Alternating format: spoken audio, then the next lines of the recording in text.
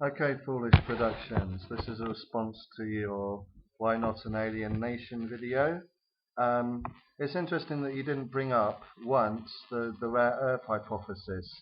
So for my viewers, I will read the Wikipedia entry to this hypothesis. In planetary astronomy and astrobiology, the rare earth hypothesis argues that the emergence of complex multicellular life on Earth required an improbable combination of astrophysical and geological events and circumstances. The term rare earth comes from rare earth, why complex life is uncommon in the universe, published in the year 2000, a book by Peter Ward, a geologist and paleontologist, and Donald E. Brownlee, an astronomer and astrobiologist. The rare earth hypothesis is the contrary of the widely accepted principle of mediocrity, also called the Copernican principle, advocated by Carl Sagan and Frank Drake, among others. The principle of mediocrity concludes that the Earth is a typical rocky planet in a typical planetary system, located in an unexceptional region of a common barrel spiral galaxy. Hence, it is probable that the universe teems with complex life. Ward and Brownlee argue to the contrary. Planets, planetary systems, and galactic regions that are as friendly to complex life as are the Earth, the solar system, and our region of the Milky Way are very rare. By concluding that complex life is uncommon, the rare earth hypothesis is a possible solution to the Fermi paradox. If extraterrestrial aliens are common, why aren't they obvious?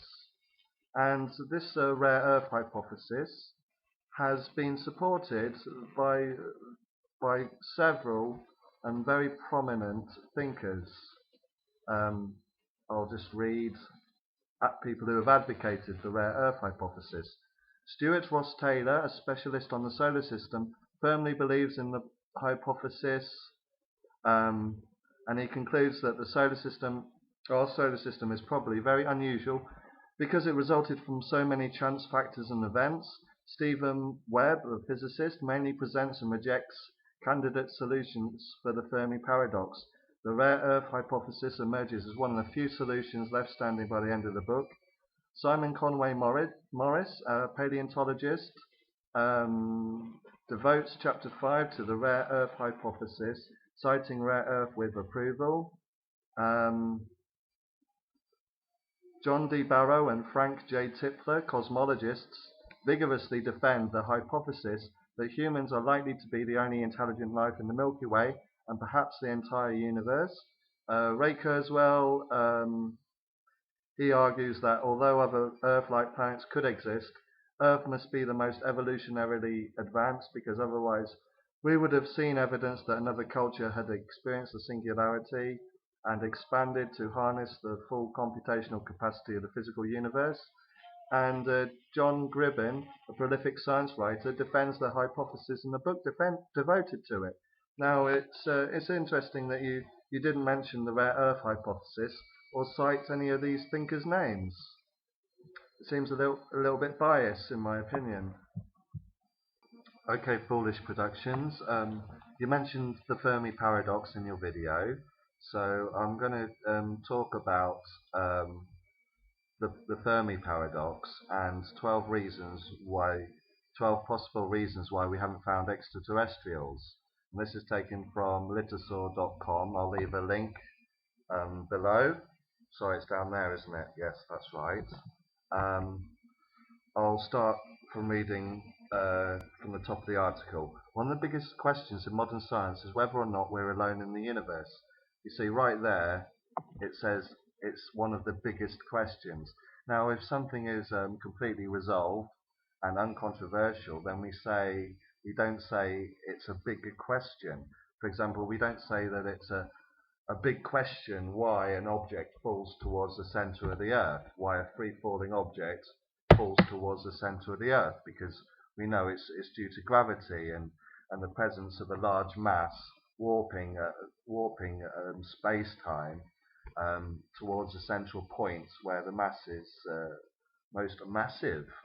So that is not a big question. However, whether or not there is extraterrestrial life out there is a big question because it's unresolved and it's controversial, and it's not at all something that's a foregone conclusion either way, and that's all I've ever expressed in my videos. You know, I've just been very candid about my agnostic views towards whether or not there is life or abundance of life, you know, elsewhere in the universe. Anyway, I'll start reading the article. The search for extraterrestrial intelligence, SETI, crosses scientific disciplines and gets at the heart of such philosophical questions as why we're here and what it means to be human. Now, I'd argue that it doesn't get to why. Yeah, even if the universe is absolutely teeming with life, that still would not provide a why to human existence because of, you know, the mere fact that, you know, in the absence of sentience, there is no deprivation or suffering. So it's meaningless.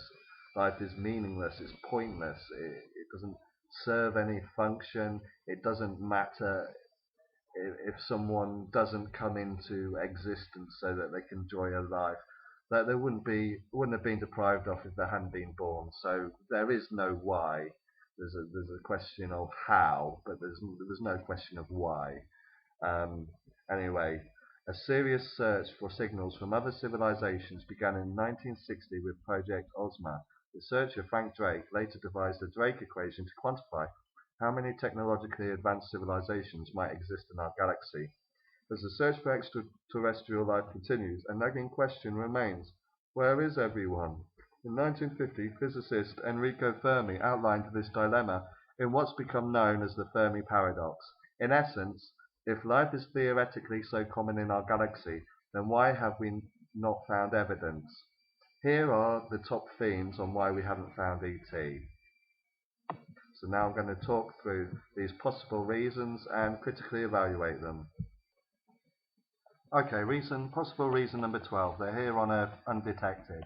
This is the favourite solution of every UFO conspiracy theory. Aliens are among us, but they've either gone undetected or been covered up by government officials. Aside from the inability of governments to effectively harbour even menial secrets, no compelling evidence exists that this is in fact the case. The slightly more likely hypothesis would be that an extraterrestrial intelligence visited Earth at some time in the past, although again there's no evidence to suggest that this has occurred. Now, in your video you were quite dismissive of this argument, and in this case I'd concur with you. Absence of evidence isn't evidence of absence, or whatever the expression is. But yeah, I think we can just dismiss that out of hand, because there are more constructive lines of reasoning that we can go down. Reason number 11, they fear our technological immaturity. Perhaps young civilizations such as ours are deemed too dangerous for contact. We're a top predator species, and we've utilized those skills to exploit our planet and its resources. Perhaps this makes any mature species reluctant to initiate us into the galactic community until we've proven that we can reach a level of sustainable growth. Of course, this assumes that they also know of our emergence. Now, I think this is a ridiculous argument. I mean, imagine if we discovered Homo sapiens on the moon, okay, and imagine that those humans or those aliens, intelligent aliens, had technology that would be comparable to the technology that Homo sapiens had in the Middle Ages. Now, do you think that we would be frightened of encountering alien civilizations that have technologies that would be analogous to our technologies in the Middle Ages?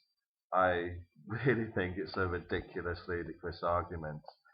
Moving on. Argument 10. Their communications are too alien to understand. We have intelligent species such as dolphins and whales right here on Earth, and the fact that we have yet to open up much of a meaningful dialogue with them could signal that communication with a truly alien life form is hopeless. We will, however, have the language of science in common. The laws of physics hold true throughout the observable universe and may provide us with a common language. Now, I think any alien civilization that is capable of interstellar travel would find learning Homo sapien language a walk in the proverbial park. Absolutely no problem whatsoever. If you can travel interstellar distances, then learning a foreign language um, would be a doddle. So I don't buy that argument at all. Okay, argument number 9. Intelligent life is rare in the cosmos.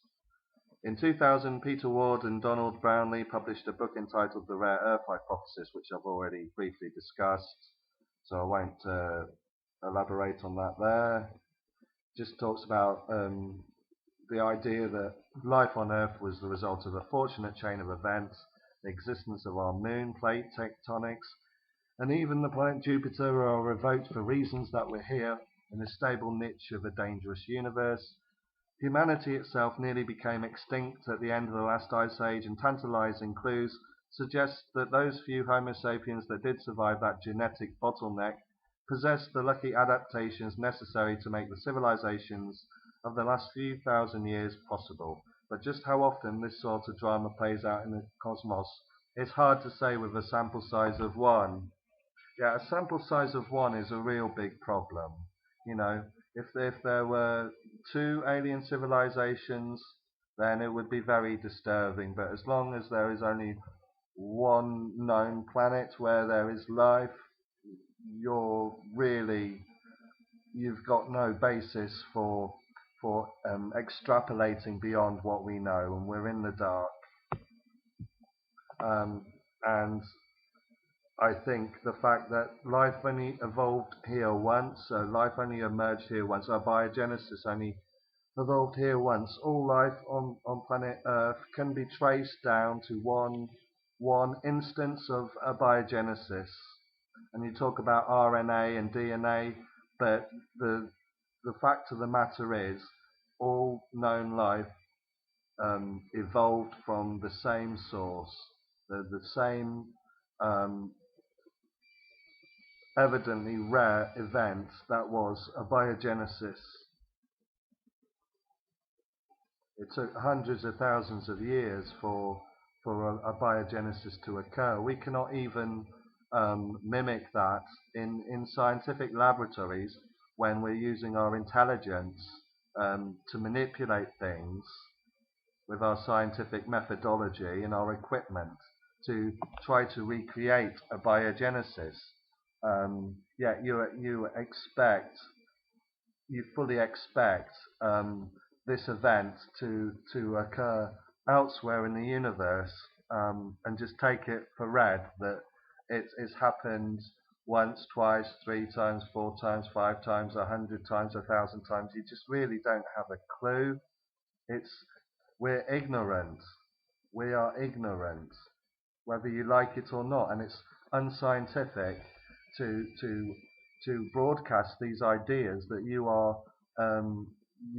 holding this information that you have no way of knowing with the assurance that you're stating it with. You know, it takes humility to accept what you do and do not know. And I would never make the kind of claims that you make without any empirical evidence to support them, because it just makes you come across as arrogant and presumptuous. Okay, possible reason number 8. We're the first intelligent species to emerge. Someone has to be first, at least in this corner of the cosmos. Well, this is true. Someone has to be first. It could be us, or it could be some other extraterrestrial life that perhaps emerged elsewhere in the universe. There's no logical inconsistency in postulating a possibility that we are the first, because we are the only intelligent species that has ever emerged in this universe. We know that the universe began 13.7 billion years ago, and the Earth formed 4.5 billion years ago, and it took life about 1 billion years to get started. Our Sun is a 3rd generation star, which means that the protosolar nebula that our solar system condensed out of was seeded with enough heavy elements to give life a start. That path from hydrogen atoms to radio telescopes was a long one, and perhaps we're just the first to emerge, though such a special fate fate for us would seem unlikely. Now, such a special fate for us would seem unlikely, but if we are the only planet on which life has ever emerged, then the possibility would be one. It would be a certainty. It wouldn't be a, so it'd be a possibility. Now, of course, we are in the dark. We don't know if there is extraterrestrial life out there or not. But if extraterrestrial intelligent life has emerged in the past, then the Fermi paradox really shows that there is a paradox as to why we haven't encountered alien life. You know, what if once the technology reaches a certain point and they colonize the universe at will and they master interstellar travel, then why haven't we encountered them?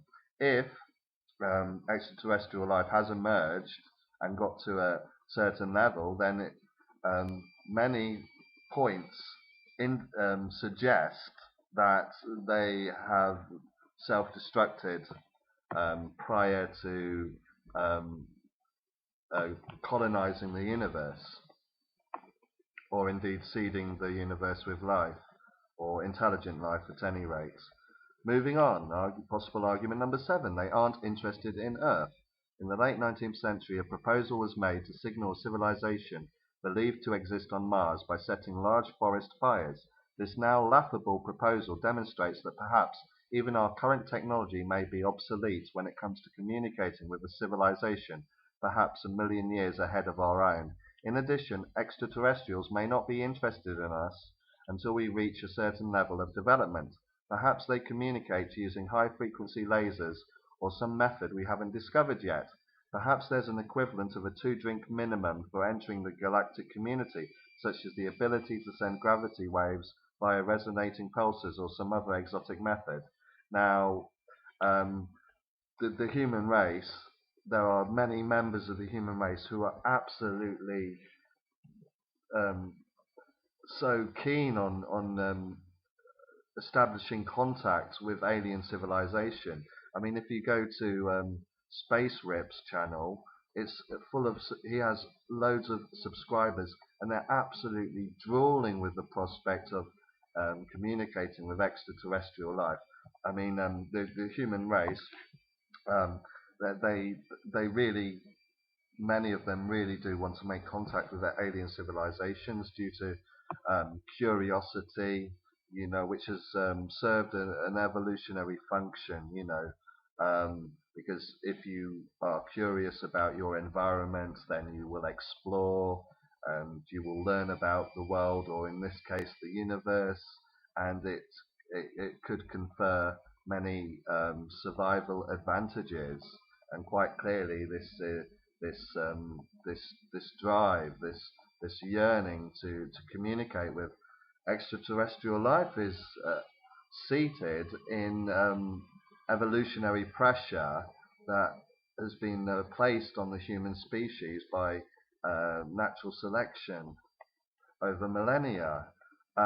So if we ever had the opportunity to contact an alien civilization, I would argue that we would be so overflowing with curiosity and a desire to express our ego and to assume that they would be so interested in what we had to say, and we would have to brief them on Shakespeare and Hamlet and things like that, that we wouldn't be able to resist communicating with them. Now, I'm hypothesizing here, but to me it seems like a strong argument. So therefore, I would argue that if there is extraterrestrial life out there, they would be interested in life on Earth. So I don't think that's a reason why I don't think that's a reason that explains the Fermi's paradox. Okay, reason number 6, they don't want to interfere. This solution is familiar to many people thanks to Star Trek and the Prime Directive, where a sort of cosmic ethos exists, barring spacefaring civilizations from tampering with primitive ones. But like many of these solutions, this raises a question: how is it enforced? Yes, that is quite true. we can't even enforce global ethics. So how would you expect alien civilizations that are effectively branching out into the universe, how would you expect them to be able to enforce some code of conduct? Reason number 5, intelligent species don't survive technological adolescence. Now, this is an argument I've made extensively in my videos, and there hasn't been a great deal of discourse from my opponents in terms of tackling what I've had to say on this issue. I'll read out what it says here. This solution seemed all too applicable during the Cold War, when some feared the human race itself would die out soon after acquiring technology, nuclear bombs, capable of making us extinct. And we're not out of the woods yet, as climate change, disease, and perhaps some unknown threat we've yet to address could still do us in. Perhaps intelligent civilizations spring up all the time, only to extinguish themselves after a century or two of unrestrained consumption. Now, this is a very strong argument for why any talk of going out into the universe in order to alleviate or reduce suffering in the universe is flawed and is very open to attack.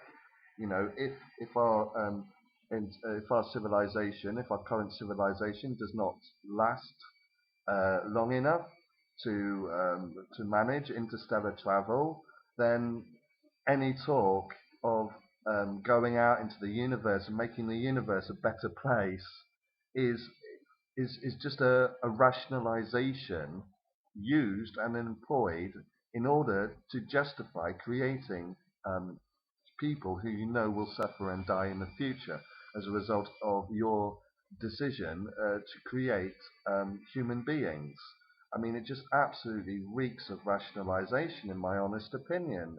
It's difficult for me to take this argument about aliens seriously, but I'm trying to take this argument seriously and address it head on, even though it is quite a ludicrous argument in my humble opinion. I mean, I could go on about all the existential risks that face our species. I've talked at length about man-made viruses, nanotechnology, artificial intelligence, and how things are likely to become unmanageable in the not too distant future. I mean, if you look at the doomsday argument again, which I've examined in depth, there is there's not much grounds for optimism if your ambition is to see Homo sapiens manage interstellar travel. I mean, there's the nearest star from our solar system is 25 trillion miles away. I mean, this is just an extremely long way away, to put it mildly. I would argue that by the time that mankind could, if it's possible for mankind to do so, develop the technology, able to achieve that stupendous feat, the seeds would already have been sown for mankind to cause its own destruction and extinction. Possible argument number 4, we haven't been looking that long. The original Project Ozma looked at 2 nearby star systems at a single frequency. Modern searches underway from the Allen Telescope Array can scan large swaths of the sky over millions of channels, but we have yet to scour every star in our galaxy over every conceivable frequency over the past 50 years, and we've only been transmitting high-power radar signals since the start of World War II. A civilization over 70 years distant would scarcely know of our existence. Now, indubitably, this is true. However, I think that the Fermi paradox, raises some very disturbing conclusions to those who would dearly love to think that the universe is 100% certainly, producing sentient life on other planets. We haven't looked very long, and we haven't looked that very far, but there are lots of arguments that suggest that life is rare, not least the amount of time it took for a biogenesis to occur on this planet, hundreds of millions of years. We can't recreate that event. It's no good just simply gesturing at the fact that the universe is unfathomably big. I mean, there are 7 billion human beings, but there is only one human being who is exactly like me, derived energy. Just because you have a large amount of objects, it doesn't mean that any two of them are identical or even necessarily strictly similar. Um, Argument number 3, they're not interested in interstellar travel or communication. As noted, whales are intelligent, but they don't build radio telescopes. Perhaps it's our mix of dexterity, curiosity, and problem solving that sparks our interest in space exploration. This combination of traits may not arise often with intelligence, or perhaps once a civilization can build a virtual reality more pleasing than the real one, they lose interest in space exploration. So, fine, they just sit in their virtual reality cubicles until the sun consumes the earth, and everyone goes extinct, which of course they will do anyway, regardless of what we do, or try to do. I think also that if we were able to create a virtual reality world where everyone is happy, there would still be conflict. I mean, it's just Mickey Mouse to envisage that everyone will just be docilely just sat in their little VR VR cubicle, just blissed out in eternal happiness, which it wouldn't be eternal anyway, and it would be um, trying to hide from reality. I mean, if it would reduce suffering, then I would argue it would be a good thing, but I just cannot conceive of that going smoothly at all. If you have that type of technology in place, then it will be abused. It will be abused by criminals.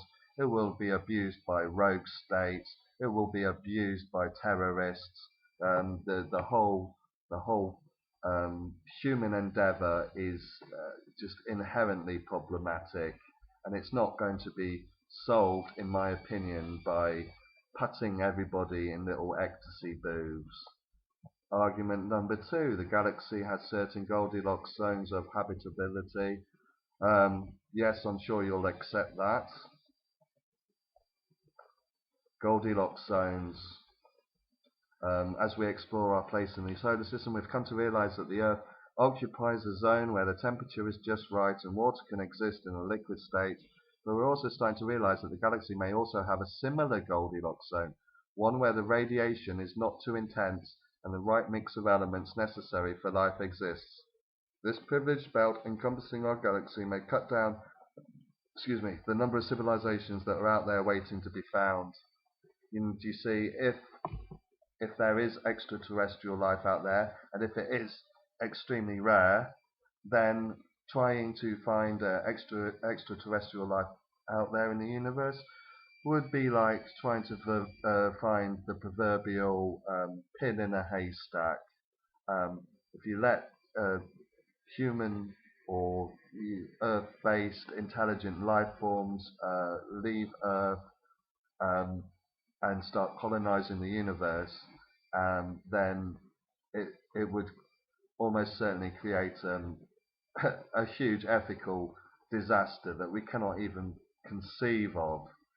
Just imagine people with the emotional mindset of many human beings alive now, let loose in the universe, in all that space and time. People might want to seed planets with sentient life, and then you really would have abundant life in the universe for sure.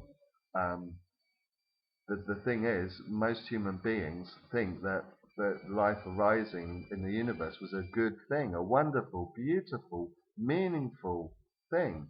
You know, they talk about the time when dinosaurs roamed the earth, and oh, it's all so magical. It's the magic of reality, as Richard Dawkins would say.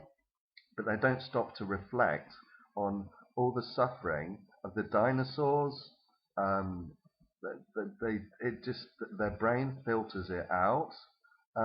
So let's say that the human race does branch out into the universe. You know, how are they going to react if, and this is a huge if they encountered a planet with sentient life on it?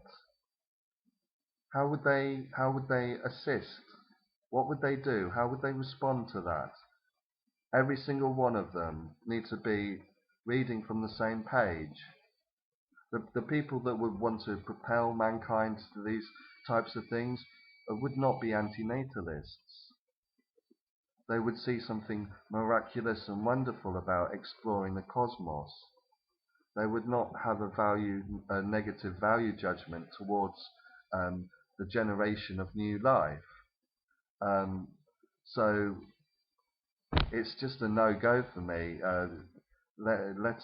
People using this rationalization to create human beings who they know will suffer and die because they think that we will go out into the universe and find, not only find extraterrestrial life, and there's a huge question mark over that, but also to reduce the suffering in the universe. I don't buy it. It reeks of a rationalization. Possible reason number one, the nearest civilization in space and time is too distant. The last factor of the Drake equation may be the real kicker, and many solutions play off this basic dilemma of just how long intelligent civilizations last. If the answer is millions of years, we may have neighbors next door, but if it's a century or two, there may currently be no one to talk to within 1,000 light years. Certainly we've been able to confirm factors of the Drake equation, such as the prevalence of exoplanets via recent discoveries, and finding even simple life forms elsewhere in our solar system would have stunning implications. Either solution is profound. Perhaps in our lifetime we will be able to point to a star in the sky and say that life has arisen there. Or perhaps we will not. As I say, we're all very much in the dark, and I'm candid about my agnosticism on the issue. It would be nice if you could develop and cultivate a little bit of humility in yourself also.